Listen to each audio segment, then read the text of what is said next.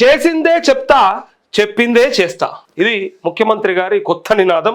కానీ లెక్క కరెక్ట్గా చెప్పాలంటే చెప్పింది చెయ్య, చేసేది చెప్ప. ఇది అసలు నానుడి. దీనికి ఇవ్వాల్సింది. దీనికి పర్యాయపదం నానుడి కాదు, దీనికి పర్యాయపదం ఏంటంటే చేసేది చెప్ప, చెప్పింది చెయ్య. ఈయన గొప్ప ఏం చెప్పాడు? చేసేదే చెప్తా, చెప్పిందే చేస్తా. నవ్వుతారు అన్న, నవ్విపోతారు. ఒక్కొక్కటి తీస్తే నవ్విపోతారు. ఇక కళ్యాణలక్ష్మి తులం బంగారం నుంచి మొదలు పెడితే ఇప్పటిదాకా రైతు రుణమాఫీ దాకా, రైతు భరోసా దాకా నా దగ్గర ఒక 20 వీడియోలు ఉంటాయి. అవి చూపిస్తే నవ్విపోతారు. ఇట్లాంటి మాటలు చెప్పకు. అటు సూర్యుడు ఇటు పొడిచినా, ఇటు చంద్రుడు అటు మొలిసినా, ఏమా అవి ఆనే మొలిసినాయి, అవి ఆనే పొడిచినాయి, నువ్వైతే చేసుడు లేదు అని ఇలా కామెంట్ చేస్తూ ఉన్నారు. ఇక్కడ కేసీఆర్ రైతు రాబందు మద్యానికి బ్రాండ్ అంబాసిడర్, ఆయన దెబ్బకు బికారణం అయ్యామంటూ గిట్లా ఏ ముఖ్యమంత్రి కూడా చెప్పాడు తెలుసా? ఇంత అద్మానం నేనైతే ఎక్కడ కూడా వినలే. ఇప్పటిదాకా ఇంతమంది ముఖ్యమంత్రులను చూసినాం కదా, ఎవరన్నా ఇక అసలు ఇక ఏమంటారు కదా, ఇక గౌరవించుకోవాల్సి వస్తుంది ఆ సీట్ కన్నా. ఇగో మనం బికారులం, ఇది ముఖ్యమంత్రి మాట. ఏ ముఖ్యమంత్రికి ఈ మాట చెప్తాడా? ఏమన్నా విన్నామా మనం?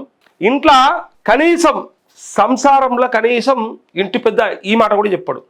ఎన్ని సమస్యలు ఉన్నా కొంచెం ఇబ్బంది అవుతుంది, ప్రయత్నం చేసుకుందాం, లేకపోతే అది చేద్దాం ఇది చేద్దాం అంటే, కానీ బికారులమని చెప్పుకుంటారా? మన దగ్గర ఏం లేదు, గతి లేదు, మనం బికారులమని చెప్తారా? ఏమన్నా చెప్తారా? చెప్తే బయట పైసా కొడతావు. పోయి నువ్వు ఏడ చెప్పాలి, నాన్న చెప్తున్నావు అంటే అట్లా కాదు. ఏడ చెప్పాలి? అది నీ క్యాబినెట్ మీటింగ్లో చెప్పాలి. నువ్వు లోపలే చెప్పుకోవాలి. మన పరిస్థితి బాగాలేదు, రాష్ట్ర ఆర్థిక పరిస్థితి, మీరు హామీలు ఇచ్చేటప్పుడు లేదా మీరేమన్నా మీ శాఖలో సంస్కరణ తేవాలనుకున్నప్పుడు ఒక్కసారి కన్సల్ట్ చేయండి, ఆర్థిక శాఖను కానీ నన్ను కానీ అడగండి, అంతేకాని మీ సొంత నిర్ణయాలు తీసుకోకండి అని చెప్పి ఇంట్లో చెప్పుకోవాలి. కానీ బయటకు వచ్చేటప్పుడు పర్వాలేదు మేము బాగానే ఉన్నామని చెప్తేనే కదా బాగా అనిపిస్తుంది. అంటే అన్న లోపల మరి ఎట్లా ఉండరా, మరి పొట్ట విప్పి చూడు పురుగులుండు అని వస్తుంది కదా, మరి మేడి పండు చూడు మేలుమయ్యి ఉండు అని ఆ సామెత అది ఉన్నది కదా పద్యం. సో బయట మంచుకుంటే సరిపోయినా లోపల లేకుండా సరేనా అంటే, బయట మంచుకుంటే కనీసం కొన్ని బాగుంటాయి. నువ్వు బయట కూడా బాగలేదనుకో చింపుకొని తిరుగు. మరి ఎవడద్దు అన్నాడు నిన్న రేవంత్ రెడ్డి. మనం బయట ఊపర్ షేర్వాణి అందరు పరేషాని, లోపల బనీన్లకు పొక్కలు, బనీన్లకు కాదు డ్రైవర్లు కూడా పొక్కలు ఉన్నాడు. ఇంత దిక్కుమాలిన భాష మాట్లాడే ముఖ్యమంత్రి నేను ఎక్కడ చూడలే. నిజంగా చెప్తున్నా, అన్ని అడ్డమైన సామెతలే, అన్ని చెత్త సామెతలే. మాసంటోడు చెప్పుండంటే ఒక అర్థం ఏడిచింది. యాన్నో ఛానల్ పెట్టుకొని ఏదో సరే ఆయనకి వచ్చిందో రాందో చెప్పుకుంటా ఏదో అడమైన ముచ్చట చెప్పుకుంటే కొంతమంది బతుకుతారు, అది వేరే విషయం. ఆడు చెప్పుడంటే ఒక అర్థం ఉన్నదాయా? ముఖ్యమంత్రి నువ్వంటావా డ్రైవర్కి పొక్కలు ఉన్నాయని? డ్రైవర్ గురించి మాట్లాడతావానే? చెరువు మీద అలిగి కడుక్కోకపోతే ఎవరికి వాసన వస్తుందని చెప్తాడు ఈ ముఖ్యమంత్రి.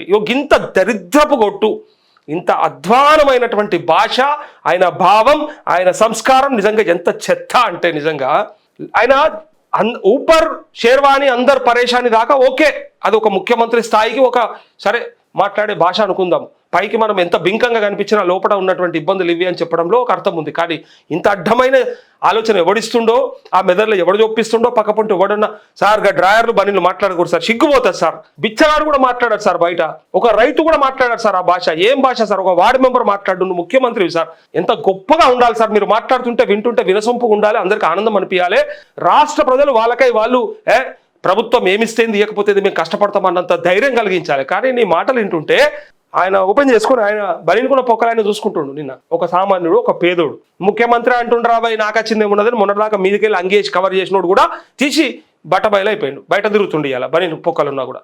ఎందుకు ముఖ్యమంత్రి అన్నాడు రా బాయ్ అంటుర్రు? సిగ్గుండాలి. అట్లాంటి మాటలు మాట్లాడే బదులు, అట్లాంటి భావంతో ఉండే బదులు నాతో అయితే లేదు నేను చెయ్యలేను అని దిగిపోవడం మొత్తం. ఎవరైనా చేసుకుంటారు, ప్రయత్నం చేసుకుంటారు. ఏంది ఇది అడమైన మాటలు? ఇగో ఢిల్లీకి పోయినా గల్లీకి పోయినా ఇజ్జత్ లేదు, ఎవరి మళ్ళీ ఇజ్జత్ లేదు చెప్పాలి. ఒకనాడు కేంద్ర ప్రభుత్వం ఇచ్చే ప్రతి అవార్డులో తెలంగాణ పేరుంటది. ఐక్యరాజ్య సమితిలో కూడా మన రాష్ట్రానికి సంబంధించిన సబ్జెక్ట్ ఉంటుంది, ఒక స్కీమ్కి సంబంధించిన ఒక అంశం ఉంటుంది అక్కడ. కానీ ఇలా ఏ రాష్ట్రం పోయినా సిగ్గుపోతుందంటే, ఈ సిగ్గు తీసుకున్నది ఎవరు? మనంతలో మనం ఖరాబ్ చేసుకుంటున్నారు. కేసీఆర్ మీద కోపంతో మొత్తం రాష్ట్ర ప్రజలని, రాష్ట్రంలో ఉన్నటువంటి అందరినీ, నిజంగా చెప్తున్నా, రాష్ట్రాన్ని తీసుకుపోయి ఇజ్జత్ దీపిస్తా ఉన్నాడు, సిగ్గు దీపిస్తా ఉన్నాడు. నీకు లేని ఇజ్జతు రాష్ట్రానికి లేదని చెప్పుకుంటున్నాడు. ఇక ఇంతకంటే ఇంకేమైనా ఉన్నదా అని ఇలా ప్రజలు అంటారు ఈ మాట చూస్తే. ఇగో పక్క రాష్ట్రాలకు పోతే చూసి దాక్కుంటున్నారు. ఎందుకంటే దొంగలు కాబట్టి, ఏమైనా ఎత్తుకపోతారనే భయం ఉన్నది కాబట్టి. మీ ఆలోచన, మీ ప్రవర్తన, మీ గత చరిత్ర ఎట్లా ఏడిచినో తెలుసు కాబట్టి ఏమోరా భయ్ ఎవరినైనా నమ్మొచ్చు కానీ పలానా నమ్మొద్దు అనే మాట వచ్చేసిందేమో మరి దేశం అంతా. ఎవరికెరక? మహారాష్ట్ర పోతివి, ఢిల్లీ పోతివి, కేరళ పోతివి, పశ్చిమ బెంగాల్ పోతివి, ఆడ పోయి చెప్పొచ్చారు కదా, ఆడ పోయి మీ గొప్పతనం గురించి మాట్లాడొచ్చారు కదా ఎన్నికల ప్రచారంలో. సో అందుకే పక్క రాష్ట్రం వాళ్ళు కూడా నమ్ముతలేరు. కర్ణాటక పోతిరి, మహారాష్ట్ర పోతిరి, తమిళనాడు పోతిరి అన్ని చూసారు కదా, వాళ్ళకి అర్థమైపోయింది కదా. అందుకే మిమ్మల్ని ఎవ్వరూ నమ్ముతలేరు అని ఇలా ప్రజలు అనుకుంటారు. అబద్ధాలు చెప్పను, నా పదవి శాశ్వతం కాదు. ఎంత సిగ్గుమాలిన పని అంటే ఏ ముఖ్యమంత్రి కూడా నా రాష్ట్రం బాగలేదని చెప్పాడు. తను చేస్తున్నటువంటి పనిని బాగలేదని చెప్పాడు. చెప్తున్నాడు అంటే పనికి మాలినోడై ఉంటాడు, పనికి మాలిన సన్నాసి అయి ఉంటాడు. ఒక పని చేస్తుంటాడు. ఇవో నేనున్నా లీడర్ టీవీ అని ఒక ఛానల్ పెట్టుకున్నా. ఈ ఛానల్లో కిందలో మీద వార్తలు చెప్తున్నా, ఇంటర్వ్యూలు చేస్తున్నా, పబ్లిక్ టాక్స్ చేస్తున్నా, ఏదో ఒక రకంగా నలుగురు జీతాలు ఇచ్చుకుంటున్నా, ఏదో బతుకుతున్నా. ఓకే, ఇక్కడ నేను ఒకవేళ దీని గురించి అవమానకరంగా మాట్లాడితే ఇది పెట్టుకున్న వ్యవస్థ, పెట్టుకున్న వ్యాపారమో లేకపోతే పెట్టుకున్న ఒక సంస్థ అనుకుందాం. ఎవరు చేసినా కూడా వాళ్ళ సంస్థ గురించి తక్కువ చేసి ఎందుకు మాట్లాడతారు అంటే వాళ్ళు పెట్టుకోరు కాబట్టి కదా అని అంటే నువ్వు తెలియవు కాబట్టి నీకు ఇది ఉన్నది. మరి నువ్వు తెలంగాణ తెచ్చుంటే, తెలంగాణ కోసం కొట్లాడుంటే, రాష్ట్రం నాది అనుకుంటే నువ్వు చెప్పకపోతుంటివి. ఉద్దర వ్యాపారం లెక్క అయిపోయింది. ఇది ఏంటంటే ఇది ఒక జాబ్ లెక్క ఫీల్ అవుతున్నావు. ఇది జాబు. ముఖ్యమంత్రి ఒక 5 ఏళ్ళు ఎక్కినా, ఎక్కుకుంటా తొక్కుకుంటూ వచ్చినా, ఇలా ఉంటే ఇంకో 2 ఏళ్ళు ఉంటా, ఆ తర్వాత ఎవడో రాజోడో రాకాశోడు కాబట్టి ఏదున్నా సరే దీన్ని ఖరాబ్ చేసిపోతా ఏమంటారు కదా, తిన్నకాన్నే పోతారంటారు చూడు. అంత దరిద్రపు కొట్టు సామెతలు కూడా వస్తున్నాయి ఈ మాటలు వింటుంటే. ఎవరన్నా రాష్ట్రం బాగాలేదని చెప్తారా? ఏ దిక్కుమాలను చెప్తారా? అవుతుందా అట్లా అని ఇలా ప్రజలు అనుకుంటా ఉన్నారు. ఇంత దారుణంగా ఉంటుందా? మనం చెప్పుకుంటాం. ఇప్పుడు నేను అన్నా కదా ఇందాక, నా ఛానల్ గురించి నేను చెప్పానా, ఏ ఛానల్ బేకార్, అప్పలపాలు అయిపోయింది, అయితలేదు, నాతో అయితలేదు, నేను చేయలేకపోతున్నా, మా వల్ల అయితలేదు, లేకపోతే దీనివల్ల అయితే దానివల్ల అయితలేదు, నా కెమెరా సక్క పనిచేస్తలేదు, నా స్క్రీన్ పనిచేస్తలేదు తిట్టుకుంటే పనిచేస్తుంది ఏమన్నా? అవుతుందా? ఉద్ధరిస్తా అని తీసుకున్నప్పుడు, చేస్తా అని తీసుకున్నప్పుడు దాన్ని వీలైనంత వరకు ప్రయత్నం చేస్తుండాలి. కానీ నాతో కాదు అని షిపాయి అవుతాడు. గిట్ట చేస్తే కొనేళ్ళ దాకా చేసేటోడు, కొనేళ్ళ దాకా ప్రయత్నం చేసేటోడు షిపాయి అవుతాడు. నడుమిట్లు ఎగబెట్టోడు ఏమంటారు, దున్నపోదు కదా కాడెత్తే స్పీక్తసుడు. అట్లా మాట్లాడతారు ఇలా ప్రజలు. అట్లే ఈ ప్రభుత్వాన్ని రైతులు కాపాడాలి సీఎం రేవంత్. కాపాడతారు, మంచిగా కాపాడతారు. రైతుల మాటలు వింటారా? రైతుల మాటలు వినిపించమంటారా? రైతుల మాటలు అన్నాడు కదా, రైతులు కాపాడతారు అన్నాడు కదా. ఒక రైతు మాట్లాడిన మాట నా దగ్గర మన ఛానల్లో పెట్టిన, అది కావాలంటే మీరు చూడండి, చూసిన తర్వాత చెప్పండి. ఇగో ఆ రైతు ఏమన్నాడో చూడండి. ఇక రైతులు కాపాడతారా ఎవరు కాపాడతారో చూడుర్రి. ఇంకా చూడండి, ఇక చాలా మంది లైవ్ లో కామెంట్స్ చేస్తున్నారు. నేను తప్పకుండా అవన్నీ కూడా మాట్లాడతా. ముఖ్యమంత్రి రేవంత్ రెడ్డి రైతులు నన్ను కాపాడాలని అంటున్నాడు. ఎందుకు కాపాడాలి?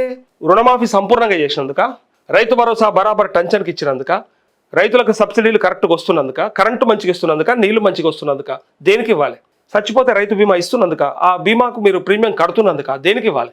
వడ్లు సరిగ్గా కొంటున్నందుక, కొన్న వడ్లకు బోనస్ వేస్తున్నందుక, దేనికి ఇవ్వాలి? యూరియా సంచులు బరాబర్ వస్తున్నందుక, యాప్లో పెట్టి గోస పెడుతున్నందుక, దేనికి ఇవ్వాలి? మీకు రైతులకి ఏమిచ్చినవని మీకు సపోర్ట్ చేయాలని ఇవాళ అడుగుతారు. ఇక ఒక రైతు మాట్లాడిన మాట, ఒకే ఒక మాట వినిపిస్తాయి. ఇక రైతు ఏమంటుండో కాంగ్రెస్ ప్రభుత్వం గురించి ఇప్పుడు మీరే అర్థం చేసుకోరు. ఇక ఇంతకు మించిన ఉదాహరణ ఏదద్దిగా మంది చూపెట్టా, మంది వీడియోలు కాదు, మంది మాట్లాడింది కాదు.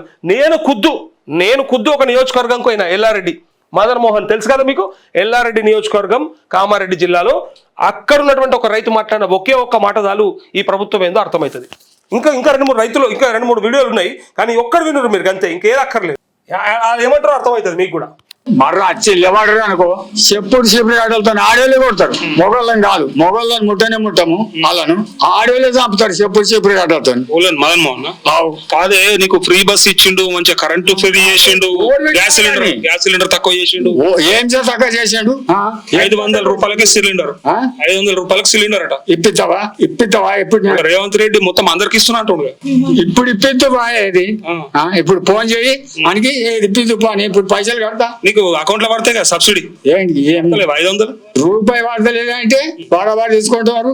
మర్ర వచ్చి లేవాడరు అనుకో, చెప్పుడు ఆటలతో ఆడేళ్ళే కొడతారు. మొగళ్ళని కాదు, మొగళ్ళని ముట్టము వాళ్ళను, ఆడేళ్ళే చంపుతారు చెప్పుడు ఆటలతో. మదన్ మోహన్ విన్నారా? రైతులు ఏమంటారు విన్నారా? ఈ రాష్ట్రంలో అన్న అందరు రైతులు ఇట్లనే మాట్లాడుతారు అంటే వినురు. ఇంకా మీకు డౌట్ ఉంది కొంతమందికి. ఇగో రేవంత్ రెడ్డి 2034 దాకా నేనే ఉంటా ముఖ్యమంత్రి ఉంటాడు 2030 దాకా ఉంటాడు, 300 దాకా ఉంటాడు 50. ఇగో ఎల్తికుండకు దొలకొడెక్కనట, ఎల్తికుండకు దొలకొడెక్కు ఉంటుంది. అది నెట్ వేసుకొని ఇటు అటు ఉంటది. అయితే ఉంటాడు ఇంకా 2034 దాకా ఉంటాడు. ఇక ప్రజలు అందరు చూస్తున్నారు కదా, ప్రజలు ఎందుకు ఈయన మీద కాలు పెడదా, ఆయన మీద కాలు పెడదా, ఫోన్ మీద కాలు పెడతా, అప్పటికి ఏర్పడుతుంది. రేవంత్ రెడ్డి 2034 దాకా నేనే ఉంటా ముఖ్యమంత్రి ఉంటాడు 2030 దాకా ఉంటాడు. విన్నారా ఏమంటారు? ఎల్తి కుండకు దొలుకుడు ఎక్కువ అని, ఏం లేనాక ఎగిరెగిరి పడుతుంది అనే సామెత ఉంది కదా, అది చెప్తున్నాడు. రైతులు ఏమంటారా? రైతులు కాపాడాలని చెప్తున్నావు కదా, వీళ్ళంతా రైతులు కదా, ఏం మాట్లాడారు? చెప్పులు చిపురు గడ్డలతో చంపుతాం, అది కూడా మేము కొట్టాం, మొగలం అసలు ముట్టనే ముట్టాం, ఆడోళ్ళే ముడతారు, ఆడోళ్ళే కొడతారని చెప్పారు. ఇంతకంటే ఇంకా ఏమన్నా ఏడిచిందా? ఇంకా గొప్ప చెప్పుకుంటాం, ఇంకా రైతులకు ఏదో ఇచ్చినట్టు ఏదో ఉద్ధరించినట్టు 30,000 కోట్లు ఎగబెట్టి అన్నాసి ముచ్చట్లు చెప్పి దీవనగాలమా అని చెప్పి మాట్లాడి ఎలా ఒక్క పంటకు 2 ఎకరాలకు కట్టుకొత్తనికి ఏదో పెద్ద షిపాయి ముచ్చట్లు మాట్లాడడం నిన్న అని అక్కడికి వచ్చిన రైతులు చాలా మంది మాట్లాడుకున్నట్ట. కావాలంటే ఆ వీడియోలు కూడా ఉంటే చూపిస్తాం. ఇంకా చూడండి, తెలంగాణలో బీజేపీ పప్పులు ఉడకవు కానీ నువ్వు ఉడికిస్తావు, మనతో అవుతుంది. వాళ్ళ పప్పులు ఉడకవు కానీ మనం ఉడికిస్తాం. ఇక ఇదే మాట ఇక్కడ దీంట్లో ఎట్లా వచ్చింది చూడు. ఇక అబద్ధాలు చెప్పను, నా పదవి శాశ్వతం కాదు, ఈ ప్రభుత్వాన్ని రైతులే కాపాడాలి, యాసంగి రైతు భరోసా మొత్తం ఇవ్వండి నిజమే, ఒప్పుకుర్రా? మొన్నదాకా నీతి వాక్యాలు వల్లేసారు. ఎట్లా? దుద్దిల శ్రీధర్ బాబుతో సహా వేస్తున్నాం, ఒకసారి కాదు 2 సార్లు వచ్చిందా నీకు అని చెప్పి మాట్లాడారు. ఇలా వాళ్ళంతల వాళ్ళు మాట్లాడేదాకా వచ్చింది. ఎందుకు వచ్చింది అంటే గతంది ఏమాయ అని అడుగుతారు కాబట్టి. అదట తీసుకుపోయి ఉద్యోగులకు బకాయిలు చెల్లించారట, ఉద్యోగుల బకాయిలు చెల్లించారట కాబట్టి రైతులకి ఇయ్యారట. మీ జీతాలు ఆపుకొని ఉంటాయా, మీ హెలికాప్టర్లు ఆపుకొని ఉంటారయ్యా, మీ ఖర్చులు ఆపుకొని ఉంటాయా, మీ మీటింగ్లు ఆపుకొని ఉంటాయా, మీ సభలు ఆపుకొని ఉంటాయా? దాంతో ఉంటారు రైతులకి లేదా ఉద్యోగస్తులకి. అవి ఆపరు కానీ రైతులకు ఇవ్వాల్సింది మాత్రం ఆపేసి ఇచ్చేసిరట. రైతు భరోసా సభలో వ్యవసాయ శాఖ మంత్రి తుమ్మల, ఇగో ఢిల్లీకి పోతే ఇజ్జత లేదు, గల్లీకి పోతే ఇజ్జత లేదు, పక్క రాష్ట్రానికి పోతే ఓయమ్మో వీడు తెలంగాణడు, వీడితో మాట్లాడితే ఏం అడుగుతాడు అన్నట్టు తప్పించుకుంటున్నారు. గంత సిగ్గులేని బతికేందుకే బతుకుడు మరి? అంత అభిమానం ఎందుకు మరి? అంత దరిద్రం ఎందుకు? పోయినోళ్ళ ఎందుకు అడుగుతున్నావు మరి? ఒక ముఖ్యమంత్రిగా నువ్వు రాతపూర్వకంగానో లేకపోతే నీ లేఖలపూర్వకంగానో ఏది ఉంటే ఆ పద్ధతి యాజ్ పర్ ప్రోటోకాల్ ఫాలోగా కనవడంగా ఎందుకు అడుగుతున్నావు మరి? బిచ్చగానోలే ఎగబడుతున్నావు ఎందుకు మరి? నాకు అది కావాలి, నాకు ఇది కావాలని అడగకు. పక్క రాష్ట్రం కూడా మనం అడుగుతున్నావు, అడగనప్పుడు నువ్వెందుకు అడగాలి? నీకేం అక్కరా? ఎందుకు మా ఇజ్జత్ తీస్తున్నావు? ఎవడు అడుగుమరా నిన్ను? అప్పు చేసి లేకపోతే వాని మీద బతినాడి సంసారం చేయమని చెప్పినామా? ఉంటే ఉన్నది చేయి, లేకపోతే లేదని చెప్పు. చేత కాదు మాతోని ఈ రైతు భరోసా ఇచ్చుడు మేము బంద్ చేస్తున్నామని చెప్పు. రైతులు అర్థం చేసుకుంటారా లేకపోతే ఏం చేసుకుంటారో వాళ్ళు ఇష్టం. అది ఏదో మమ్మల్ని ఉద్ధరించినట్టు ఏదో మీదికెళ్ళి పక్క రాష్ట్రాలతో మాటలు పడి మరి మేము ఇజ్జత్ తీసుకొని మరి మీకోసం ఏదో సంసారం నడిపిస్తున్నామని చెప్తున్నాడు అని రైతులు అనుకుంటా ఉన్నారు. ఇక్కడ నాకు పదవి శాశ్వతం కాదు, నేను అబద్ధాలు చెప్పా, కుల్లా ఉన్నది చెప్తా. సర్పంచుల బకాయిల కోసం నా ఇంటిని ముట్టడిస్తామంటున్నారు. సంతోషం, రండి వస్తే చాయ్ పోస్తా టిఫిన్ పెడతా. నేను ఎప్పుడైనా ఎవరైనా నా ఇంటికి రానివ్వలేదా అంటూ నీ ఇంటికి ఎవరు వచ్చిరో చూసినాం, ఎవరు నీ ఇంటికాడ రోడ్డు మీద నిలబడ్డారో చూసినాం, ఎవరికి నువ్వు అపాయింట్మెంట్ ఇవ్వలేదో చూసినాం. ఎందుక ఇవన్నీ? గుమ్మ నరసయ్యకి ఇంట్లోకి తొవ్వ చూపించినావా? వచ్చిండా ఇంట్లోకి? ఏం నిలబడ్డాడు? గద్దర్ 3 గంటల పాటు కేసీఆర్ ఇంటి ముందర ప్రగతి భవన్ ముందు నిలబడ్డాడు అని చెప్పినావు కదా, మరి గుమ్మడి నరసయ్య లాంటి వాళ్ళు నీ ఇంటి ముందర ఎట్లా నిలబడ్డారు చెప్పు. 5 సార్లు గెలిచినటువంటి ఎమ్మెల్యేని, నిరాడంబర జీవితం గడుపుతున్నటువంటి ఎమ్మెల్యేను, సైకిల్ మీద తిరిగేటువంటి ఎమ్మెల్యేను నువ్వు కలవకపోవడానికి గల కారణం ఏది? ఫార్చునర్ కార్లో రాలేడనా? ల్యాండ్ రోవర్ రేంజ్ రోవర్ కార్లో రాలేడనా? ఓల్వో కార్ల BMW కార్లో రాలేడనా? ఖాళీ సైకిల్ మీద వచ్చిండనా? బస్కి వచ్చి ఆడికి వచ్చిండనా? ఆటోకి వచ్చిండనా అని ఇలా ప్రజలు కూడా అడుగుతారు. ఇక్కడ చూడండి, ఇంకా నేను ఏం చెప్పాడు, అయ్యో అస్తవ్యస్త విధానాలతో రాష్ట్ర ఆర్థిక వ్యవస్థను కొనుక్కోలేని దెబ్బతీసిన సీఎం రేవంత్ రెడ్డి మరోసారి బీద అరుపులు బేల వ్యాఖ్యలు చేశారు. రాష్ట్ర ప్రజలను ఉద్దేశించి మనం నవాబులం కాదు బికారులమని వ్యాఖ్యానించారు. శిల్పకళా వేదికలో మంగళవారం రైతు భరోసా తొలి దశ నిధులను డిప్యూటీ సీఎం బట్టి విక్రమార్క, మంత్రులు తుమ్మల నాగేశ్వరరావు, ఉత్తమ్ కుమార్ రెడ్డి సమక్షంలో విడుదల చేశారు. తొలి విడతలో 41.37 లక్షల మందికి 2,482 కోట్లు విడుదల చేశారు. ప్రతి రైతుకు 2 ఎకరాల వరకు రైతు భరోసా పంపిణీ చేశారు. ప్రతి రైతుకు వచ్చినాయని చెప్తున్నారు, మీకు వచ్చినాయా లేదా చెప్పండి ఒకసారి. ప్రతి రైతుకు అంటున్నారు. లైవ్ చూస్తున్న వాళ్ళకి డెఫినెట్ గా ఆ 2 ఎకరాలు ఏదైతే ఉందో మీకు క్రెడిట్ అయిందా కాలేదా అక్కడ నాకు కామెంట్ పెట్టండి. కామెంట్ పెడితే మనకు అర్థమవుతుంది. ఏ నియోజకవర్గం ఏ జిల్లా కూడా పెట్టండి.